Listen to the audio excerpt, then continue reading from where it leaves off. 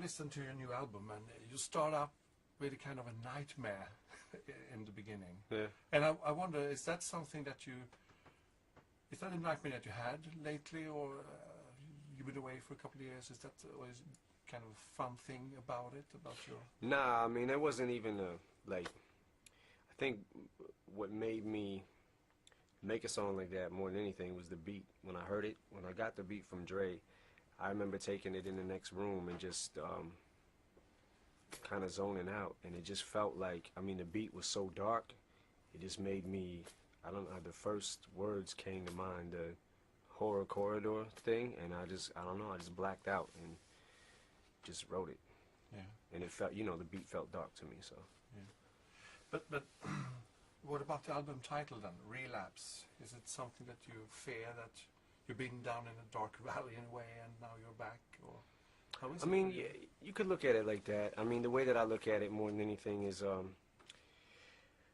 I guess a kind of a double entendre, you know, like relapsing in the literal sense, which I've done, and relapsing back to what first, I guess, made me famous. You know, the first two records, like the Slim Shady LP and the Marshall Mathers LP. I kind of wanted to take it back to those days, and you know. Was it kind of a new start for you? You felt that you have to look back a bit to find that feeling again, or how was it for you? Well, definitely it was a new start. You know, I feel like I almost feel like I'm reintroducing myself to the world. You know, like you know, this is. I mean, I got a second win. It's kind of what I feel like right now. You know, refreshed. How self-assured were you that you still had it, if you understand what I mean, when you started working on the album? Did you know that I'm going to do this, it's going to be fine, or did you have your doubts?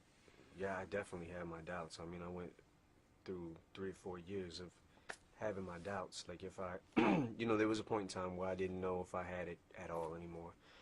I had a pretty bad case of writer's block, and I couldn't, I would try to put my thoughts down on paper, and it just wasn't the same. You know, nothing I did was like, felt like, you know, the earlier magic that I used to have. You know what I mean? It just felt like it was kind of gone. And by getting sober and, you know, my mind clearing up, you know, and just me being able to think again and function normally again, everything just kind of felt like it was coming back, you know. Was it so?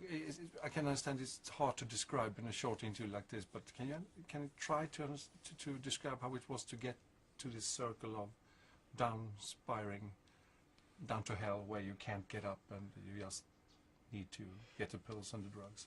Yeah, well, let me try to make a long story short, I guess. When I came out of rehab in 2005, I wasn't really ready to get clean. Like I kind of knew it in the back of my mind. You know, everyone else was, it felt like everyone was ready for me to, but I wasn't. So, you know, relapsed and started taking Vicodin, started with the Vicodin again, and then started with the Valium again, and then the Valium wasn't strong enough. You know, first I would start with, I would go from Vicodin, and then I'm having trouble sleeping at night, so let me take some NyQuil.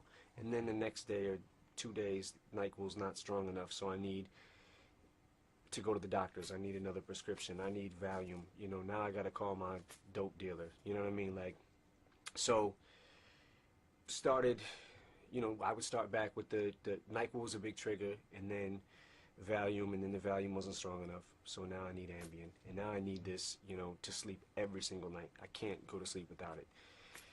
And then your tolerance gets higher and higher the more you do, and then you lose your best friend, and everything from that point on is just like, fuck it. You know, you just, it kind of was an excuse in my head for me to use more, to take more, because this just happened, so it's okay to take this much. And then your tolerance gets so high that, you know, you end up overdosing, you know what I mean? And then everything from that moment, it just, you know, you gotta make a decision, like, what do you want to do with your life, you know? I mean, I relapsed twice. I relapsed once when I came home from rehab, and then was, you know, spiraled, and then relapsed after my overdose. I relapsed again, you know, and just came to the point in my head where I was just like, I can't keep doing this. It's gonna happen again if I don't. You know what I mean? So basically made the decision, like, I wanna stop now. You know? Okay. Yeah, it's just up to you yourself. You Yeah. Can, yeah. Understand. I'm thinking, not a question here, but I'm thinking of like a colleague of yours, Dave Gahan, from Depeche Mode. It seems that you're a rock star, you're a pop star, you have all the people around you, surround you, but you seems to be very lonely. Is that the feeling that you had since you had your big breakthrough 10 years ago, that you in a way are lonely? Well, I mean, I don't necessarily feel like that. As far as like being lonely or whatever, you know, I've got my kids, I've got my friends, I've got enough friends in my circle that, you know, I'm happy in that aspect. So I mean, you know, I guess you could say feeling lonely in the sense of I don't really, not really trying to make a bunch of new friends. You know what I mean? It's really hard to do that, and hard to trust new people. But you know, I've kept the same friends that I've had since pretty much childhood, so I'm happy in that sense. You know. That's great. I understand that Dr. Dre is, of course, very important for you. Now, how do you work together? And how was it different this time when you started again with this new album? Well, the way we work together is pretty much, it's the same as it kind of always was. You know, we get in the studio, he starts making beats, and he'll, let's say he comes to Detroit to work on my record. He'll come with some beats that he's already made and give me a CD, and I'll take it in the next room and start writing, and meanwhile he's in the next room making tracks, and then I'll finish with that batch of, you know, that CD of 20-some beats or whatever may be on there, 12 beats, it doesn't matter.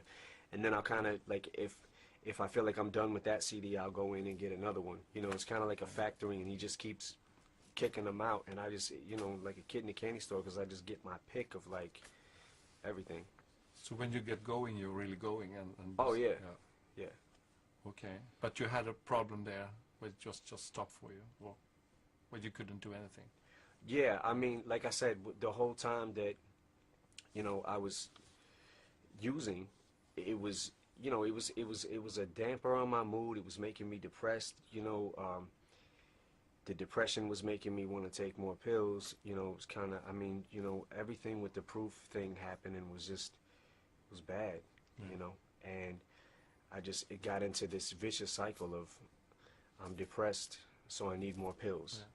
You know, and now I'm taking more pills, and now I'm more depressed than I was. You know what I mean? Everything I was taking was sedatives. It was all downers, and it just, I mean, it made my mood, like, it was making my brain think slow. I couldn't, every song I was making was slow, and just the way I was, everything about me was slow at that point in time. Now, when you did this album, the new one, it's a great one, really. Yeah. Did you look back, and in that case, if you look back on Slim Shady and all that album you did, Marshall Mathers, how would you say that you have matured over these 10 years? You have kids, I mean, and stuff. Yeah, I mean, I've certainly matured as far as, like, I feel like in my personal life I've matured about some things, but musically I may have immatured. You know, by listening to this record, I've kind of went back to, you know, the first two records, like I was saying. Like, and how does that feel to be? Feels back? Great. Yeah. Feels fucking great, buddy.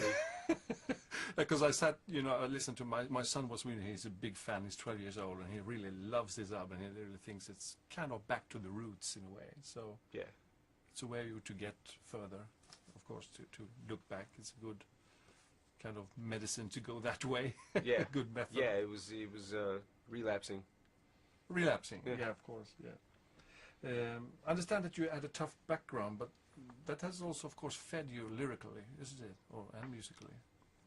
Yeah, I mean, my childhood certainly wasn't the greatest, you know, but I always, I guess, took that and the learning experiences from my childhood and life lessons and kind of was able to apply them through my music. I mean, my music has always been an outlet for me. You know, it's pretty therapeutic, So like whatever I'm fortunate enough to be an artist who, when I'm going through something, I'm able to put it down on paper, or when I've been through something, I'm able to write about it and, you know what I mean, express it that way, Yeah. and then I get it out and I feel It's a kind better. of therapy for you? Or? Oh yeah, it's definitely, it's therapeutic. Yeah. Yeah, it's always been. Because I remember I talked to other, since we're in England here now, if we're talking about working class guys, you know, they say either you be a football star, sports star, or you try to be a rock star to get out of that kind of bleak working class environment. Was that so for you as well? Well, yeah, I mean, I certainly didn't have an education, you know. I failed ninth grade 3 times, dropped out of school. I was a short order cook. I mean, I worked a lot of different jobs, cooking and factory jobs and things like that. And I saw rap as an opportunity, as my way out, you know. You knew you had the gift very early on to rap? Or? Well, I don't know about early on. I mean, I was kind of, like when I was a kid, I think I wanted to be a comic book artist and draw, you know. Yeah. But as I got a little bit older, I think I wrote my first rap at 13 or 14 years old, and around 16-ish, I got like really serious with it. And then, you know, the more I practiced, the better at it I got. And it just, in my early 20s, I was just like, okay, this is what I want to do, you know, and there's no other option for me. Now, it's interesting, your relation to media. Of course, I understand that this is not the best thing you want to do, to meet media and to be a part of that. But at the same time, you comment on that in your lyrics. Is it kind of ambivalence there in between that? Or what's your relation to media and to press? I mean, my relation to media is, I guess I will give them whatever they give me. You know what I mean? Like, on one hand, I don't necessarily love to sit down and talk about the music and talk about, like, defend things that I've said before. You know what I mean? Like, I don't like to feel backed into a corner, like, why did you say this? How come you didn't think about these people when you said this? You know, you should have thought. Do you feel socially responsible? Do you feel, you know, you need to clean up lyrics for this, or, you know, for the kids or anything like that?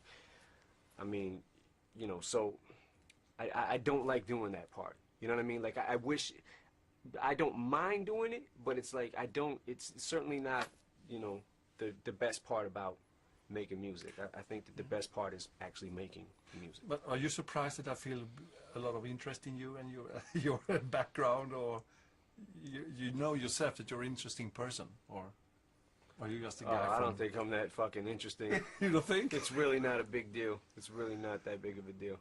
Well, if I listen to the lyrics and see how popular you are, and I can see my kids at home and me myself pushing 50, I think you're very good, and I appreciate that. Yeah. Thank you. I mean, I listen a lot to glam rock and hard rock, but I think you're one of the best, you know. So. Oh, thank you. I appreciate that. Yeah, but it's interesting, and I saw since I'm also a film reviewer, when I saw 8 Mile, you were really great in that one as well. Have you thought about more acting as well? Yeah, I've definitely thought about it. Or your videos are very good as well. I mean, you have Yeah, that kind part of is fun about the music too. You know what I mean? Yeah. Making the videos and all that stuff. That part is fun too. But yeah, as far as movies, I've definitely thought about making other movies. You know, I haven't had a script that I've come across yet that has been like, that's got my attention enough to make me want to step away from the music and actually do the film. But you know, I'm certainly open for you know, new ideas or whatever. We just have one more question, hopefully.